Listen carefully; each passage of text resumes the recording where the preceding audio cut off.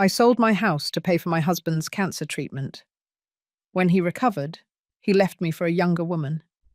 My son and my business partners mocked me. I spent a cold night in a rainstorm when I saw a terrified little girl shivering from the cold. I used my last $10 to buy her food and a blanket. 3 days later, 17 black cars pulled up in front of the shelter. When a billionaire got out of the car and saw his daughter with me, I am happy to have you here. Follow my story until the end and comment from which city you are watching me so I can see how far my story has traveled. I never thought my 22-year marriage would end with the words, "I don't need you anymore." I was standing in the kitchen of the house I had just sold, watching Robert pack his things with a smile I hadn't seen in years, a smile that was not for me. "Patricia, this is for the best for both of us," he said to me without even looking me in the eye. He was 58, with grey hair that had become distinguished during his treatment, and now that he was cured, he looked 10 years younger, radiant, free from me. The irony hit me like a punch to the gut. Just 8 months earlier, this same man had cried in my arms when the doctor uttered those terrible words. Stage 3, pancreatic cancer. I remember how his hands shook when he held the biopsy results, how he looked at me with desperate eyes and said, "I don't want to die, Patty. I'll do anything to live." And I did anything to keep him alive. I sold our house in Westchester, the same one where we raised our son Daniel. I sold my car, my jewelry, even the antique furniture that had belonged to my mother.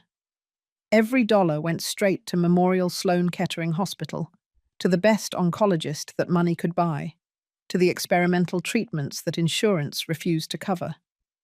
$450,000 in total. Everything we had built together in more than 2 decades. "Do you remember when you told me you would do anything for me?" I asked, my voice barely a whisper.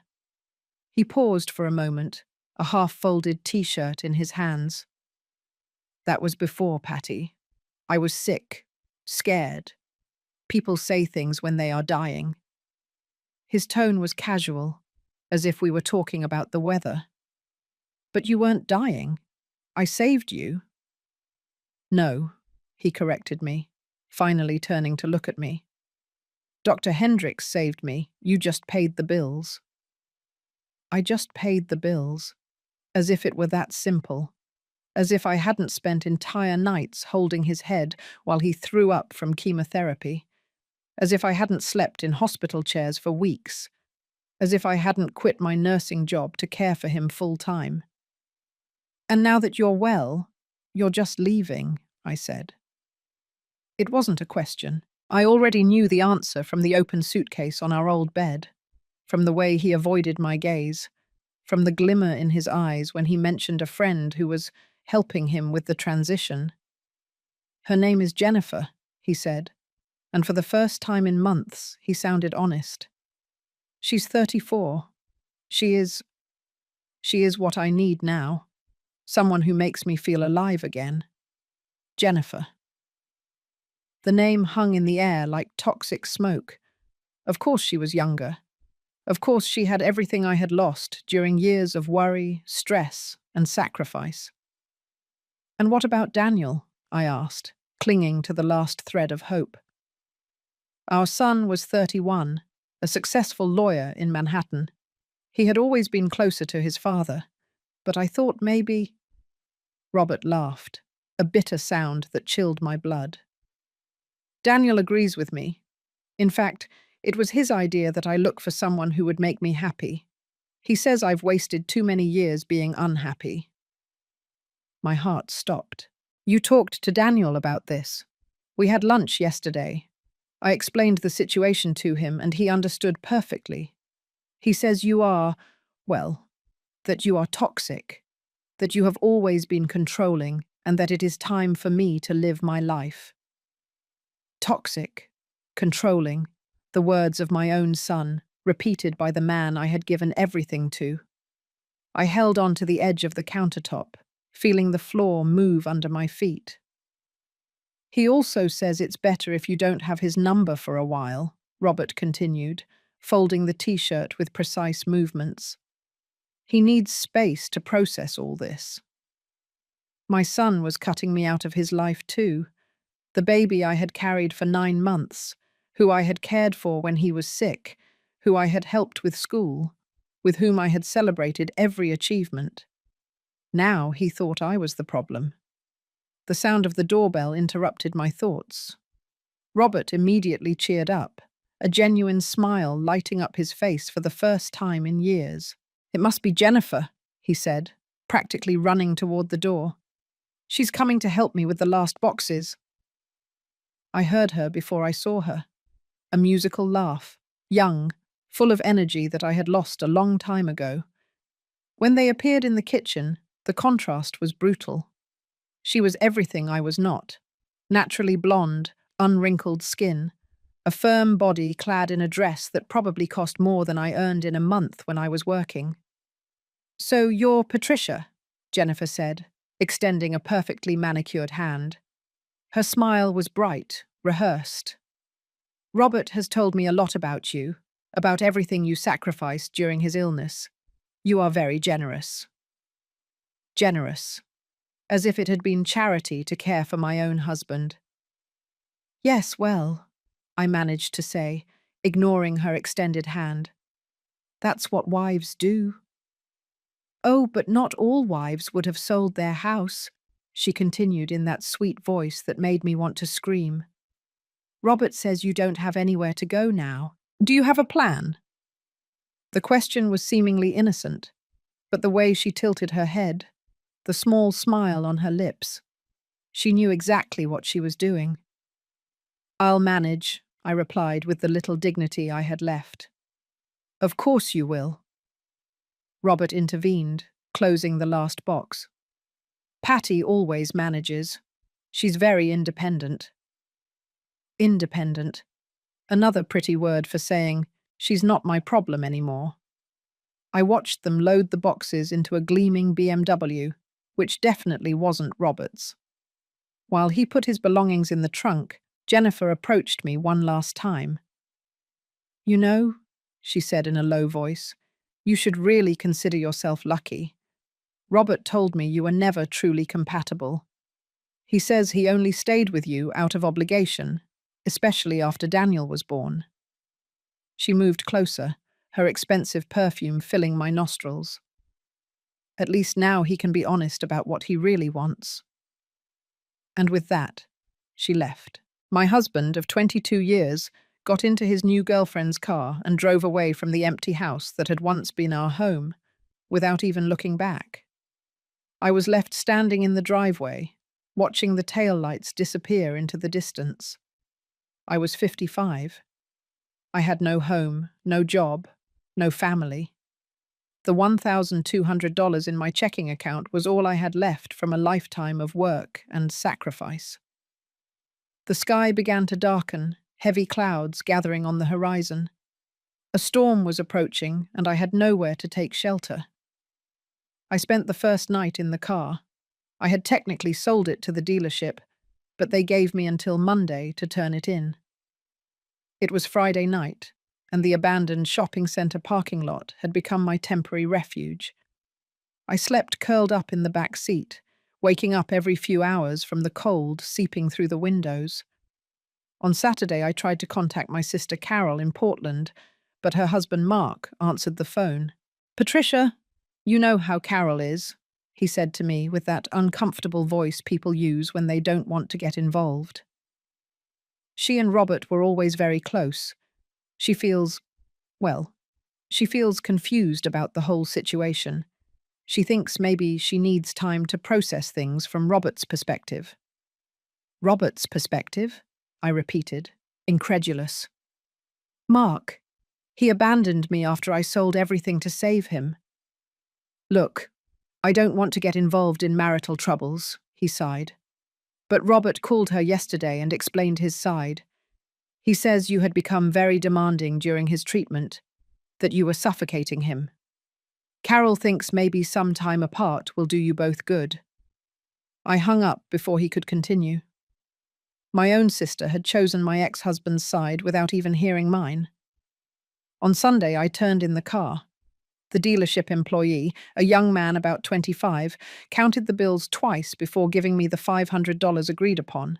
"Are you sure you don't want us to send you a cab?" he asked, seeing my single suitcase. "It looks like it's going to rain hard." "I'll be fine," I lied, loading my suitcase and walking toward the nearest bus stop. But I was not fine. The bus took me to the city centre, where cheap accommodation options were limited and dangerous. The cheapest motel I found cost $60 a night, money I couldn't afford to spend when I had no income. As I walked the streets looking for temporary shelter, the first drops began to fall. In a matter of minutes, it turned into a torrential downpour. The wind was whipping with such force that umbrellas were turning inside out, and people were running for shelter anywhere available. I found a small bus shelter that offered some protection, but the crosswind soaked me anyway. I huddled my suitcase against my chest, shivering as the cold water seeped through my cheap jacket. It was then that I heard it, a small cry, almost inaudible amid the roar of the storm.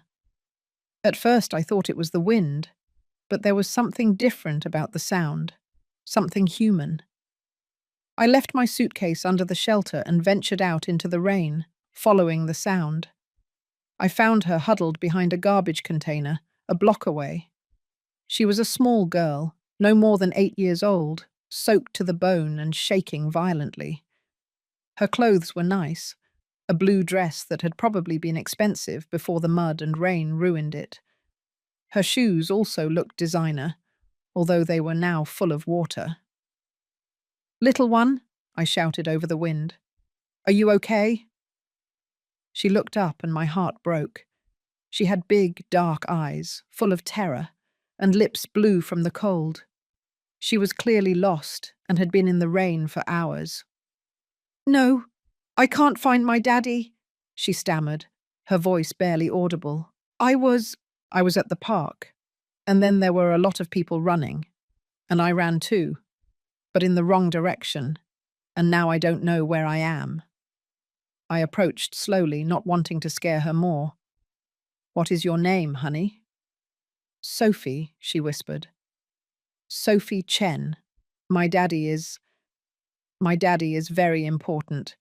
He is going to find me, but I am very cold and very hungry." Sophie Chen. The last name sounded familiar, but at that moment, the only thing that mattered was that this child needed urgent help. Her body temperature was dropping dangerously, and if I didn't warm her up soon, she could go into hypothermia. "It's okay, Sophie. My name is Patricia, and I'm going to take care of you until your daddy finds you." "Okay," she nodded weakly. I picked her up in my arms, surprised by how light she was, and ran back to the shelter where I had left my suitcase. I took out my only dry jacket and wrapped her in it. But it wasn't enough. The storm was intensifying, and there was no sign of it stopping soon. We needed real shelter, hot food, and blankets. I looked at my wallet. $500 minus the $60 I had spent on food during the day. I had $440 left to survive until I could find work, which could take weeks. But looking at Sophie shivering in my arms, there was no decision to make. "Come on, little one," I told her, carrying her along with my suitcase. "Let's find a warm place." The only place open was a gas station 6 blocks away. The employee, an older man with a grey beard, looked at us with compassion when we entered soaked and trembling. "My goodness," he muttered. "Are you two all right?" "The little girl is lost," I explained quickly. "Do you have any blankets? Any hot food?" He nodded, directing us toward the back of the store, where there was a small break area for employees. "I have some blankets in my car, and I can heat up soup in the microwave." On the shelf, I saw emergency blankets for $10 each, instant soup for $3, and hot chocolate for $2. I grabbed 2 blankets, 2 soups, and 2 hot chocolates. $28 that hurt to spend, but were necessary. While Sophie warmed up with the soup, I tried to get more information about her family. Do you remember your daddy's phone number, Sophie? She shook her head. It's in my phone, but I lost it when I was running. But he's going to come for me. He always comes for me. And your mummy? Her eyes filled with tears. Mummy went to heaven last year. It's just Daddy and me now. My heart tightened. This child had lost her mother, and now she was lost in a storm, separated from her only parent. I hugged her tighter, feeling her small arms wrap around my neck. Don't worry, honey. We are going to find your daddy. I promise. The gas station employee, who introduced himself as Frank, let us stay in the small back room until the storm passed. He had an old radio where we tried to listen for news about lost children, but there were only weather reports and storm warnings. Sophie fell asleep curled up against me in the small reclining chair, wrapped in both blankets. I watched her sleep, noticing her long eyelashes and the way her small hand clung to my jacket, even in her dreams. For the next few hours, I stayed awake listening to the rain hit the metal roof. Frank came by every hour to check that we were okay, bringing us more hot chocolate and cookies from the vending machine. He refused to let me pay him. I have a granddaughter that age, he said in a low voice, looking at Sophie sleeping. I can't imagine how desperate her father must be. I couldn't imagine it either, but I could imagine my own desperation if it were my grandson lost in a storm, if I ever had the chance to meet Daniel's children. Close to 3 o'clock in the morning, Sophie woke up crying. Patricia, she whispered in the dark, are you still here? Yes, honey, I'm here, I replied, stroking her damp hair. I'm scared that my daddy thinks I did something wrong. I wasn't supposed to get away from the bodyguard. Bodyguard? That was an important clue. Her family had money, enough to hire personal security. That explained the expensive clothes and why her name sounded familiar. You didn't do anything wrong, Sophie. Sometimes these things just happen. Your daddy is going to be so happy to see you safe. She snuggled closer. Do you have kids? The question hurt more than I expected. Yes, I have a son. His name is Daniel. Where is he? He is very busy with his work, I said, not wanting to burden an 8-year-old with my family problems. My daddy is very busy too, Sophie murmured. But he always finds time for me. He says I'm the most important thing in his life since Mummy left. Her words cut through me like a dagger. This child had what I had lost, a father who put her first, who valued her above everything else. When Sunday dawned, the storm had finally passed. Frank brought us coffee and donuts from the counter, again refusing to accept payment. What are you going to do now? We're going to the police station. They must report missing children, and I'm sure her father already has. But when we arrived at the nearest police station, it was closed for renovations. A sign directed us to the central precinct 12 blocks away. Can we take a taxi? Sophie asked, seeing the distance. I looked at my wallet. I had $412 left after the food and blankets. A taxi would cost at least $10, money I needed to conserve. But looking at Sophie, still weak after the terrible night, I couldn't make her walk 12 blocks. Of course, honey, I told her, raising my hand to hail a cab. As the taxi approached, Sophie took my hand. Patricia, she said seriously, when my daddy finds me, I'm going to make sure he knows how good you were to me. He is going to want to thank you. I smiled, squeezing her little hand. I just want you to be safe with your family. I had no idea that those words would change my life forever. The Central Police Precinct was an imposing red brick building that intimidated me from the moment we got out of the taxi. Sophie walked beside me, her small hand clutching mine as we approached the main entrance. I had spent the whole morning reassuring her, telling her that everything would be fine, but now I myself felt butterflies in my stomach. The desk officer, a stocky man with a grey moustache, looked up when we approached the counter. "How can I help you?" he asked, but his expression immediately changed when he saw Sophie. His eyes widened, and he quickly picked up the phone. "Sergeant Martinez, we have her." "Yes, sir. The Chen girl is here." He turned to us with an expression that mixed relief and urgency. "Sophie Chen. Right, little one." Sophie nodded shyly, hiding behind my leg. "Her father has been looking for her all night," the officer continued. "Half the city has been looking for her. Where did you find her, ma'am?"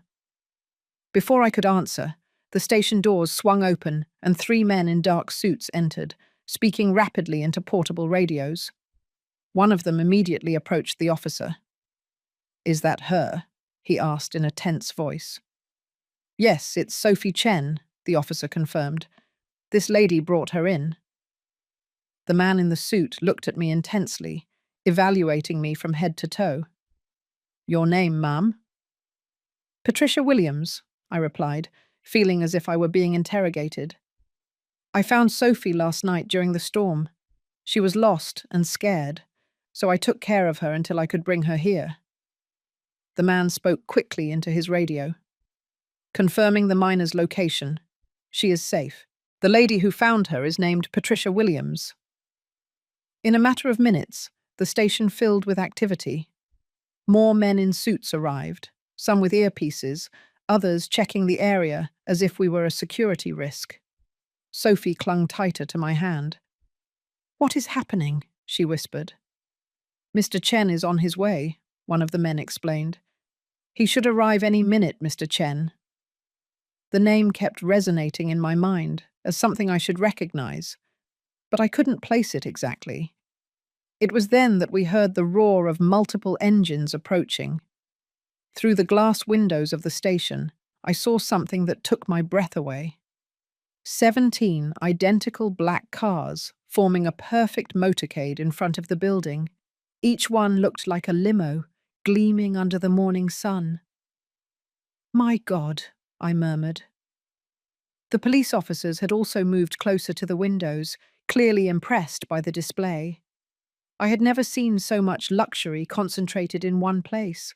From the central car, a security team got out first, men and women dressed in black who immediately formed a perimeter. Then, from the back of the same vehicle, a man got out whom I recognized instantly. William Chen, the billionaire William Chen. My heart stopped.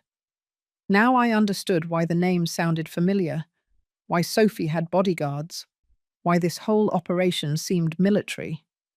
William Chen was one of the richest people in the country, owner of Chen Industries, an empire that included technology, real estate, and entertainment. His fortune was estimated at more than $12 billion, and I had been taking care of his daughter all night without even knowing it. Sophie let go of my hand and ran toward the door. "Daddy! Daddy!" William Chen entered the station like a controlled hurricane. He was taller than he appeared in magazine photos, probably 6 feet 1 inch, with perfectly groomed black hair, and a suit that probably cost more than my former annual salary. But the moment he saw Sophie, all that composure crumbled. "Sophie!" he cried, falling to his knees to receive her in his arms. "My little one, my little one. I thought I had lost you forever." I watched them hug, and for a moment he was not the most powerful man in the country. He was simply a father relieved to have his lost daughter back. His eyes were red, as if he had been crying, and his hands were shaking as he checked Sophie to make sure she was unharmed. "I'm fine, Daddy," Sophie told him, wiping a tear from his cheek. "Patricia took care of me. She kept me warm and gave me food, and she stayed with me all night, even though she was cold too." William Chen looked up at me for the first time, and when our eyes met, something strange happened. His expression changed from relief to confusion, then to something that looked like recognition. "Patricia Williams?" he asked slowly, standing up without letting go of Sophie. "Yes," I replied, confused by his reaction. He studied me intensely for several long seconds, as if he were trying to place a distant memory. Then, to my absolute astonishment, his eyes filled with tears. "Patricia Williams, from Mercy General Hospital?" he asked in a broken voice. My heart skipped a beat. Mercy General had been my first job as a nurse more than 30 years ago. I had worked there for 5 years before transferring to a hospital closer to home when Daniel was born. "Yes," I whispered. "I worked there a long, long time ago." William Chen closed his eyes and took a deep breath, as if he had just solved the most important mystery of his life. "Pediatric Intensive Care Unit," he said, opening his eyes to look directly at me. 1992 March, a 7-year-old boy with severe pneumonia. His parents didn't speak English. They were terrified, and everyone else was too busy to pay real attention. The world stopped around me. Suddenly, the memory came like an avalanche. A small boy, thin and pale, struggling to breathe in a hospital bed. His parents, recent immigrants who barely spoke English, lost in the medical system. I remembered staying extra shifts, learning basic phrases in Mandarin to be able to communicate with them, holding the boy's hand during the most painful procedures. "William," I whispered, barely believing what I was seeing. You were that boy." He nodded, tears now running freely down his face. "You saved my life, Mrs. Williams. Not medically, the doctors did that. But you saved my soul. When everyone else saw me as just another case, you saw me as a person. You talked to me, read me stories, translated everything for my parents so they wouldn't be afraid." The memories kept coming in waves. I remembered that little boy, so smart and curious, despite being so sick. I had taught him English words during his recovery. I had convinced other children in the ward to include him in their games. I had done everything possible to make his stay in the hospital less traumatic. "When I recovered," William continued, "my father asked the administration about you. He wanted to thank you properly, maybe offer you something for your kindness. But you had already transferred to another hospital. For years I tried to find you." Sophie was watching us with wide eyes, clearly not fully understanding what was happening, but intuiting that it was something important. "You already knew each other?" she asked. "Your daddy and I met a long, long time ago," I explained, still processing this incredible coincidence. "When he was a little boy, like you." William wiped his eyes and straightened up, although he kept a protective hand on Sophie's shoulder. "Mrs. Williams," he said in a formal but warm voice, "I cannot adequately express my gratitude for caring for Sophie. But more than that, the universe clearly wanted us to meet again. After all these years of searching for you, you saved my daughter the same way you saved me." One of his assistants approached discreetly. "Mr. Chen, the media has started to arrive. We should consider moving to a more private location." William nodded, then turned to me. "Mrs. Williams, would you accompany us? There is a lot I would like to talk to you about." And Sophie has clearly developed a very strong bond. Sophie let go of her father and ran toward me, hugging my waist. "Patricia, you have to come with us. Daddy, she has nowhere to go. She told me last night." My face flushed with shame, but William frowned with genuine concern. "Is that true?" he asked gently. I didn't want to admit my desperate situation, especially not to someone so successful, but the honest look in his eyes made me be honest too. "I've had some recent challenges," I admitted. William didn't press for more details, at least not there in public. Instead, he extended his hand toward me. Then it's decided, he said. You will be our guest until we can talk properly about all this. It's the least I can do for the woman who saved the two most important people in my life. As we left the police precinct toward the motorcade of black cars, with Sophie holding my hand and William walking on her other side, I realized that my life had just taken a turn I never could have imagined. The car we got into was more luxurious than anything I had ever seen. Creamy leather seats, built-in screens, and a full bar. But what impressed me most was seeing William in his natural element, talking on the phone to cancel meetings and completely rearrange his day to be with Sophie. "Where are we going?" I asked as the convoy set off. "Home," William replied, smiling as Sophie snuggled between the two of us. "We have a lot to talk about and 30 years of gratitude to catch up on." William Chen's mansion was exactly what you would expect from one of the richest men in the world, but somehow managed to be imposing without being ostentatious.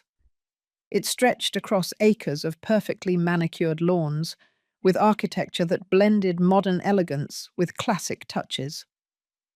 As the convoy approached the main entrance, Sophie pressed her face against the window. "We're home," she exclaimed with genuine relief. "Patricia, wait until you see my room. Daddy says I can decorate it however I want." When we got out of the car, a team of household staff was already waiting. An older woman, clearly the housekeeper, immediately approached Sophie with tears in her eyes. "Miss Sophie," she said with a British accent, "you had us all very worried." "I'm sorry, Mrs. Morrison," Sophie replied, hugging the woman. "But look, this is Patricia. She took care of me during the storm. She's my hero." William guided me inside while Sophie received hugs from several staff members who clearly adored her. The house inside was even more impressive. High ceilings, art that was probably worth millions, and a sense of space and light that made me feel like I was in a museum. "Please sit down," William said, leading me to a living room that was larger than my entire old apartment. "Would you like something to drink? Coffee? Tea? Water?" "Coffee would be fine," I replied, feeling completely out of place amid so much luxury. William pressed a button on a sleek console, and in less than a minute, a housekeeper appeared with a tray of coffee that smelled better than anything I had ever tasted in my life. "Sophie," William said when she ran into the room, "why don't you go with Mrs. Morrison to take a hot bath and put on clean clothes? Patricia and I need to talk about grown-up things." "Is Patricia going to stay for dinner?" Sophie asked hopefully. "If she wants to," William replied, looking at me with a smile. "In fact, I hope she stays much longer than that." After Sophie left, William sat across from me, and for the first time since I had recognized him, I could really see him. He was 46 now, but his eyes still held that same intense curiosity I remembered from the boy in the hospital. There was also sadness there, lines of stress that spoke of immense loss and responsibility.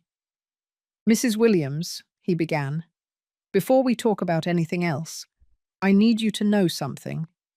Since the day I left the hospital, I have been looking for you, not just out of gratitude, although I certainly have that, but because you fundamentally changed who I am as a person." I took a sip of my coffee, which was extraordinary. "William, I was just doing my job." "No," he said firmly, leaning forward. "That was not just your job. I remember every detail of those 3 weeks in the hospital. I remember how all the other nurses and doctors talked about me as if I wasn't there. I remember how my parents felt invisible, ignored. But you learned our names. You learned Mandarin words so you could speak to my parents directly." The memories were coming back more clearly now. The Chen family had arrived in the United States only 2 years earlier. The father worked in a dry cleaner's, the mother cleaned offices at night. When William got sick, they were terrified not only for his health, but for the medical costs that could destroy everything they had worked for. Your father was so worried about the bills, I remembered out loud. I remember him trying to work from the hospital, using the public phone in the hallway to communicate with his boss. William nodded, his eyes shining with unshed tears. And you spoke with hospital social services. You found assistance programs we qualified for. You stayed after your shift to fill out the forms with my parents because they didn't understand the English well enough. I had forgotten those details, but now they came back in a wave. I had stayed late many nights that week, helping the Chen family navigate not only the medical system, but also the financial assistance system that would prevent them from going bankrupt. I also remember, William continued, that when other children in the ward avoided me because I didn't speak English perfectly, you organized games where language didn't matter. You helped me make friends. For the first time since we arrived in this country, I felt like I belonged somewhere. You were a very brave boy, I told him, and very smart. I remember you learning new English words every day. Because you taught them to me, he replied. And when I was discharged, you gave my father your personal phone number. You told him that if I ever needed help with school or had questions about medicine as a career, he could call you. I remembered that too. I had seen something special in William, a determination and curiosity that I knew would take him far if he had the right opportunities. My father kept that paper in his wallet for years, William continued. But when he finally tried to call, the number had been disconnected. You had changed jobs and moved. I transferred to Riverside General, I confirmed. It was closer to home after my son was born. Daniel, William said, and I was surprised that he remembered the name I had briefly mentioned the night before. Yes, Daniel, I replied, feeling the familiar pang of pain, thinking about my son who no longer spoke to me. William noticed my change of expression, but didn't press. Instead, he continued with his story. After leaving the hospital, I became obsessed with proving that I was worthy of the kindness you had shown us. I studied constantly. I learned English perfectly. I got scholarships to the best schools. I built my company not just for success, but because I wanted to be the kind of person who could help others the way you helped us. I was speechless. The idea that something I had done during my routine work as a nurse had had such an impact on someone's life was overwhelming. Every year, William continued, on the anniversary of my hospital discharge, I donate $1 million to family support programs in hospitals. It's my way of honoring what you did for us, but I always felt it was inadequate because I could never thank you personally. $1 million per year for more than 30 years. I realized that my small act of kindness had indirectly resulted in more than $30 million in aid for families in crisis. And now, William said, his voice full of emotion, not only do I find you again, but I discover that you have saved Sophie, the same way you saved me. Not medically, but emotionally, spiritually. Sophie appeared in the doorway at that moment, dressed in clean, dry clothes, her hair shining after her bath. She ran over and climbed onto the sofa between us. What are you talking about? She asked curiously. I was telling Patricia about when I was a little boy and she helped me in the hospital, William explained. Sophie looked at me with renewed astonishment. You helped Daddy when he was little just like you helped me? Yes, I replied, smiling at her expression of wonder. It's like you're our special guardian angel, Sophie said seriously. First you saved Daddy, and now you saved me. That's no coincidence. William and I exchanged glances. The innocent wisdom of his daughter had captured exactly how surreal the whole situation was. Sophie is right, William said softly. This is not a coincidence. It is destiny. And now that we have finally found you again, we are not going to let you disappear again. He turned to me with a serious expression. Patricia, Sophie mentioned last night that you have nowhere to go. I don't know what circumstances led you to that situation, and you don't need to tell me if you don't want to. But what I do know is this. I owe you a debt I can never fully repay.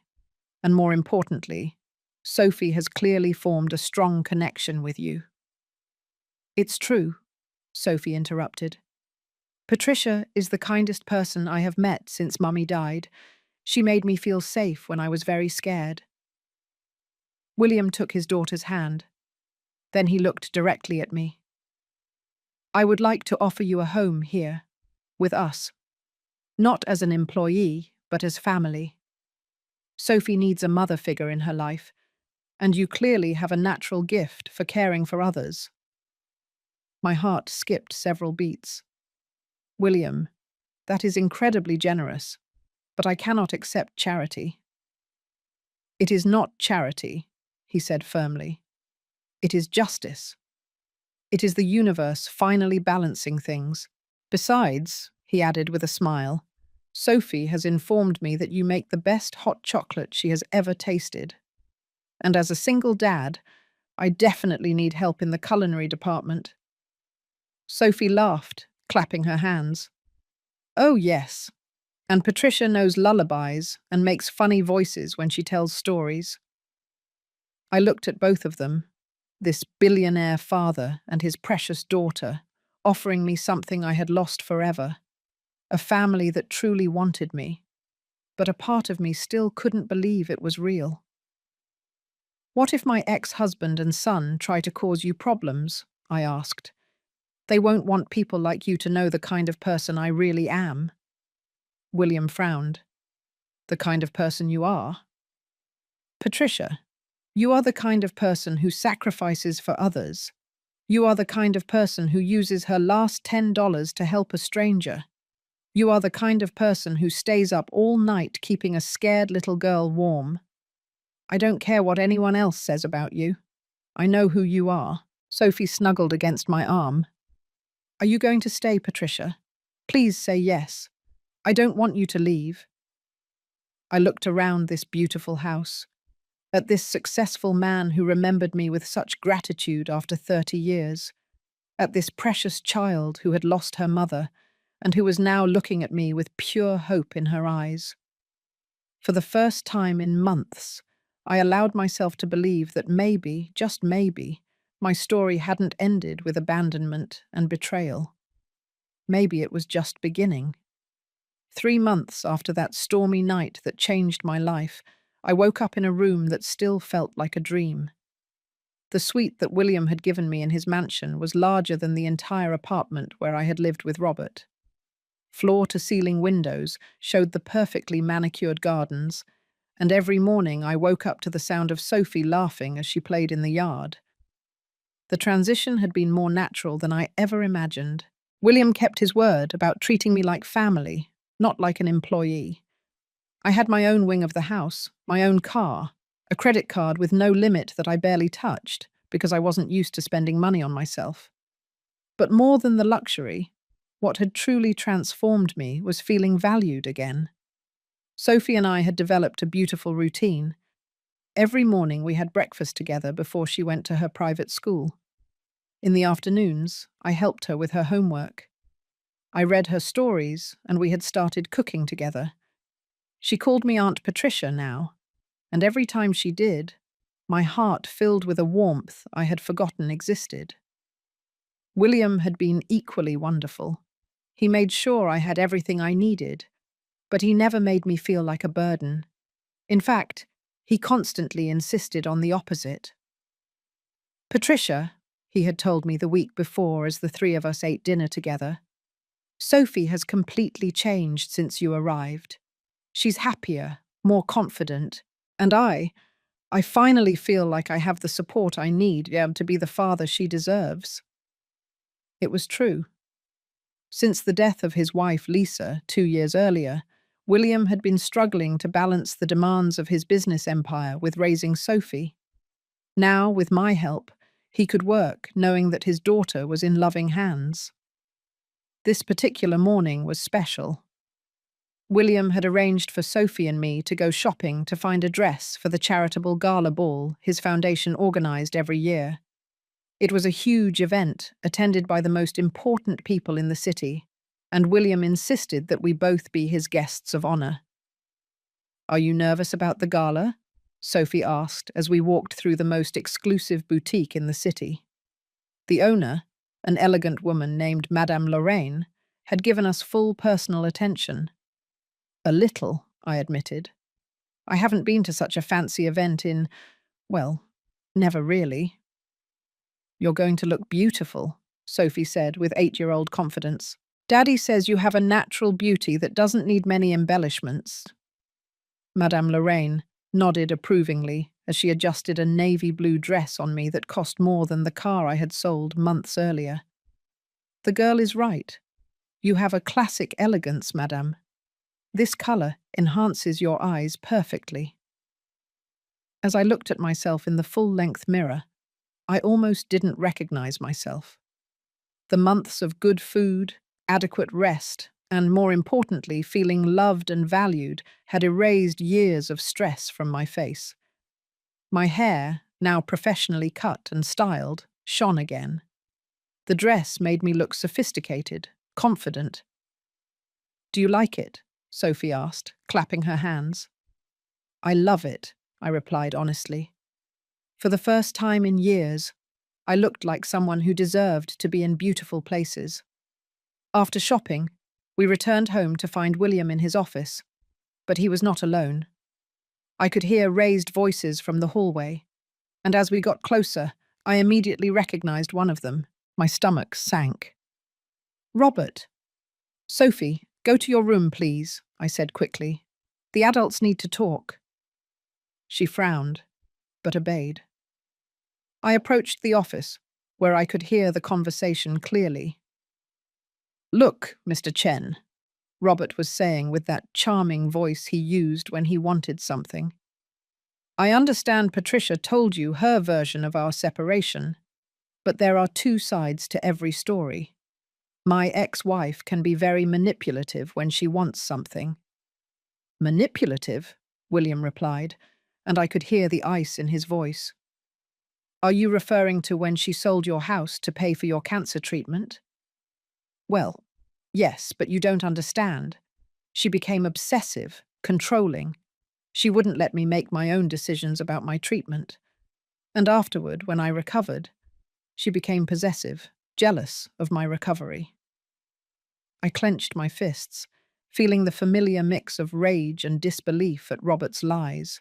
"And now," Robert continued, "I discover that she is living here, probably filling your head with stories about how terrible I was. The truth is that Patricia has always had problems maintaining healthy relationships. Ask our son, Daniel." It was then that I heard the second voice that chilled my blood.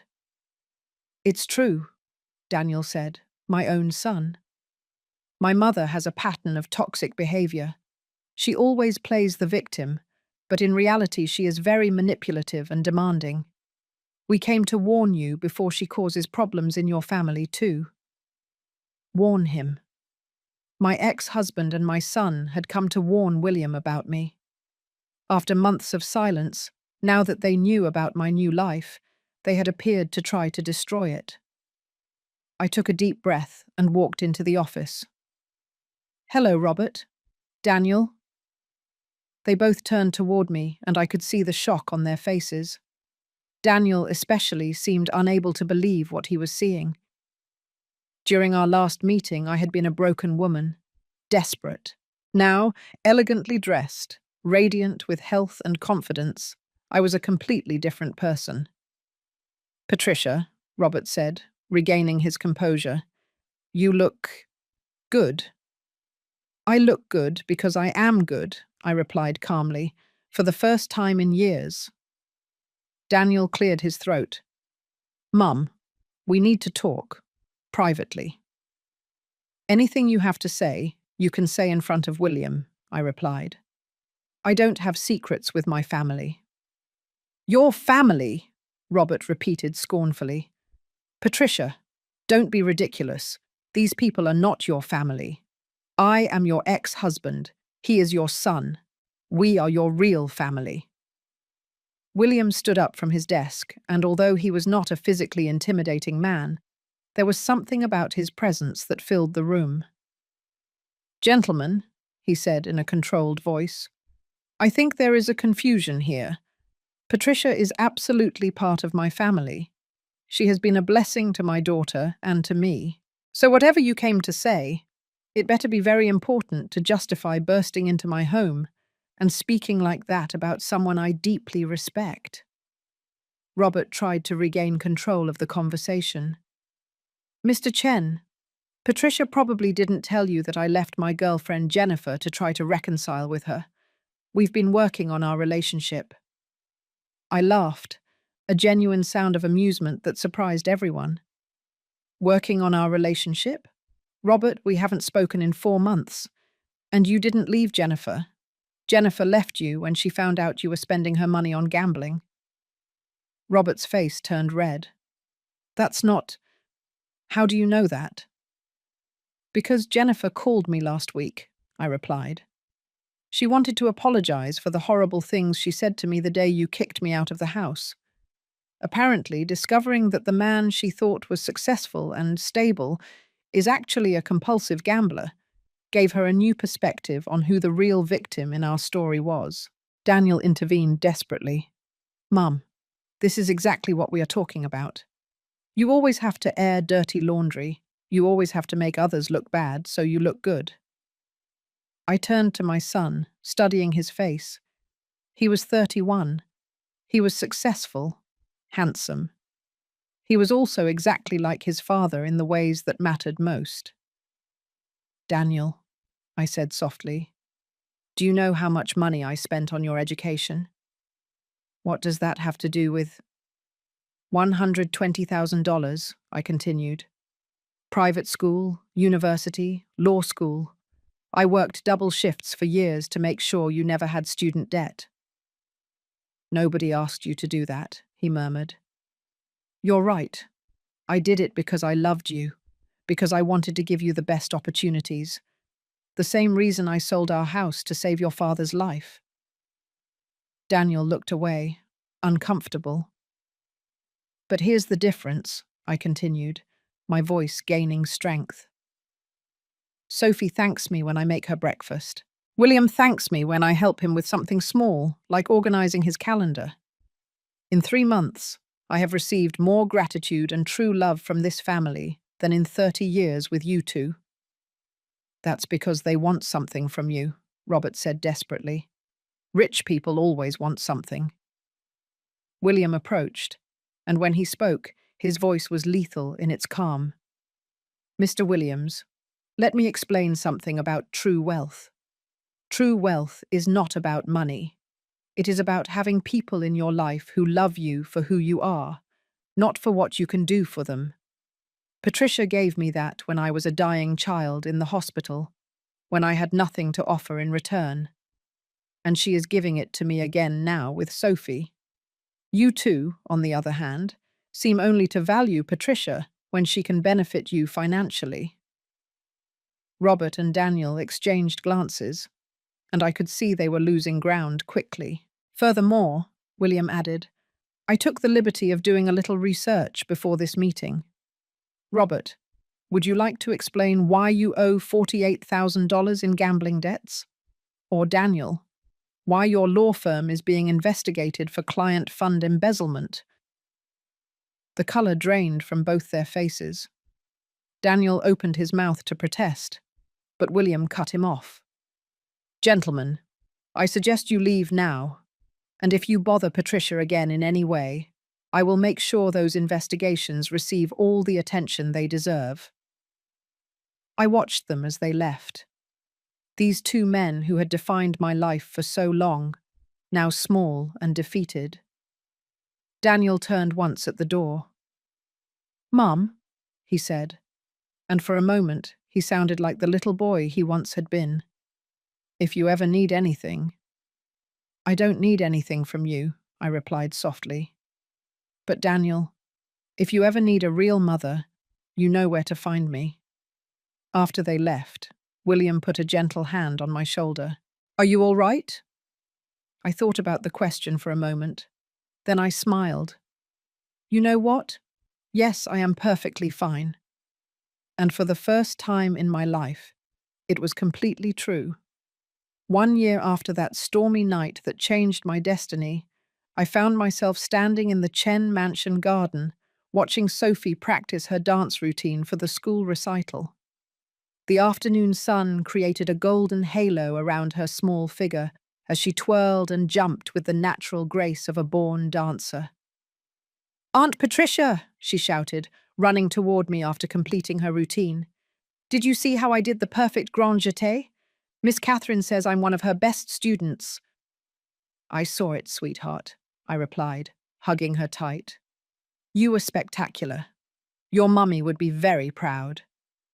Sophie had started talking more about her deceased mother in recent months, and I had learned to honor that memory instead of feeling threatened by it. Lisa Chen had been, by all accounts, an extraordinary woman, and I would never try to replace her.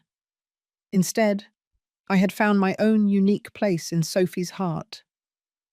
"You know what?" Sophie said, taking my hand as we walked toward the house. "I think Mommy sent you to us. The night before the storm, I dreamed about her. She told me that someone very special was coming soon to take care of Daddy and me." My heart tightened with emotion. Sophie was 9 years old now, but sometimes she displayed a wisdom that left me breathless. We entered the house to find William in the kitchen, something that still surprised me after all this time. One of the most powerful men in the world, but he insisted on preparing family dinner on Sundays. Today he was struggling with what looked like carbonara pasta. "Do you need help?" I offered, laughing at the concentrated expression on his face. "Definitely, Vicar," he admitted. "I don't understand how something so simple can be so complicated." We worked together in the kitchen, a routine we had perfected over the months. Sophie set the table while William and I finished dinner. These simple domestic moments had become the most precious thing in my new life. During dinner, William announced news he had been holding back. "I've made an important decision about the foundation," he said, looking directly at me. "I want Patricia to become the executive director of the hospital family support program." I nearly choked on my wine. "William, I can't accept that. I don't have experience managing a foundation." "You have 35 years of experience, understanding exactly what families in medical crisis need," he replied. "And more importantly, you have the heart to do it well. The salary will be $200,000 a year, plus benefits and an annual budget of $5 million for programs." $200,000. More money than I had ever earned, to do work that really mattered. "In addition," he added with a smile, "the job requires you to live close to the central office, which coincidentally is 10 minutes from here. So you would have to stay in the guest house permanently." Sophie clapped with excitement. "That means you're never leaving." I looked at both of them, this family that had saved me in every sense of the word, and felt tears of gratitude filling my eyes. "Yes," I whispered, "I accept." After dinner, while Sophie worked on her homework and William reviewed some documents, I sat in my favorite living room reading. It was a cozy space with windows overlooking the garden, full of books and a fireplace that made everything feel like home. My phone rang, showing a number I didn't recognize. I hesitated. Then I answered. "Patricia?" came a familiar but tense voice. "It's Carol," my sister. We hadn't spoken since she chose Robert's side in our divorce. "Hello, Carol," I replied carefully. "Patricia, I need to apologize." Her voice broke. "Mark left me last week. He took half of our savings and moved in with his secretary. And when I tried to call Robert to talk about what happened with you, he hung up on me. He said he didn't want to hear about dramatic women." Silence. Then she continued. "I realized that all these months I've been on the wrong side. You were the only one who truly understood what it was like to be betrayed by someone you trusted completely, and I abandoned you when you needed me most. Carol, I began. No, she interrupted me. Let me finish. I saw the photos in the magazine about the charity event where you appear with the Chens. You looked radiant, happy, and I realized that you found a real family after your blood family failed you so terribly. The photos. The charity gala had been covered by several social magazines, and indeed I had appeared in several photos with William and Sophie. In one of them, the three of us were laughing during William's speech, and anyone who saw it could see that we were a family, regardless of the lack of blood ties. I'm not calling to ask you to forgive me, Carol continued. I just wanted you to know that I was wrong, terribly, and that I'm glad you found people who value you as you deserve. After hanging up, I sat reflecting on the conversation. A year earlier, a call like that would have destroyed me emotionally. Now it simply confirmed that I had made the right decisions. A week later, something even more surprising happened. I was in my new office at the foundation, reviewing proposals for new hospital programs, when my assistant announced that I had a visitor. Daniel entered my office, but it was a Daniel I barely recognized. He looked older, thinner, and there was something defeated in his eyes. "Mum," he said, stopping near the door as if he wasn't sure he was welcome. "Daniel, what can I do for you?"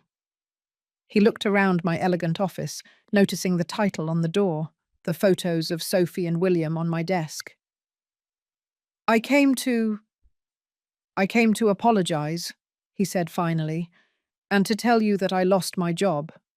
The investigation Mr. Chen mentioned found some irregularities. Nothing criminal, but enough to get me fired." He sat down uninvited, something the arrogant Daniel of before would never have hesitated to do. "I also came to tell you that you were right about Dad. Jennifer wasn't the only one. There have been other women, and they all end the same way when they find out about his gambling debts. He's living in a one-bedroom apartment now, begging for money from anyone who will listen." "I'm sorry to hear that," I said honestly. "Really, tss?" he asked, surprised. "After everything we did to you?" I considered the question carefully. "Daniel, I was angry for a long time, hurt, but the life I have now is better than anything I could have imagined. In a way, you did me a favor by forcing me to find my own path." Daniel nodded slowly, tears forming in his eyes. "Mum, is there any way that we could try again? I don't expect you to forgive me immediately, but maybe we could—" "Daniel," I told him gently, "you will always be my son. I will always love you. But trust is something that is earned, and it will take time. A lot of time." "Time?" he asked hopefully. "If you really want to be part of my life, you're going to have to show that you've changed, not with words, but with actions, for years, not months." He nodded vigorously. "I'll do whatever it takes." "Then start by seeking real help, therapy, work on yourself. And when you're ready to be honest about the mistakes you've made, with no excuses, no blaming others, then we can talk about rebuilding a relationship." After he left, I called William to tell him about the visit. "How do you feel about it?" he asked me. "At peace," I replied, surprised to realize it was true. "I don't feel the need for revenge that I once had. I don't feel the desperation to be accepted that I used to feel. If Daniel truly changes, he will be welcome in my life. But if he doesn't, I'll be fine too." That night, the three of us had dinner together as always. Sophie told us about her day at school. William shared a funny story from his work, and I sat there feeling overwhelming gratitude for this unexpected life. Later, after Sophie went to bed, William and I sat on the terrace watching the stars. Do you ever wonder what would have happened if that storm hadn't come? He asked me. I thought about the question. Sometimes.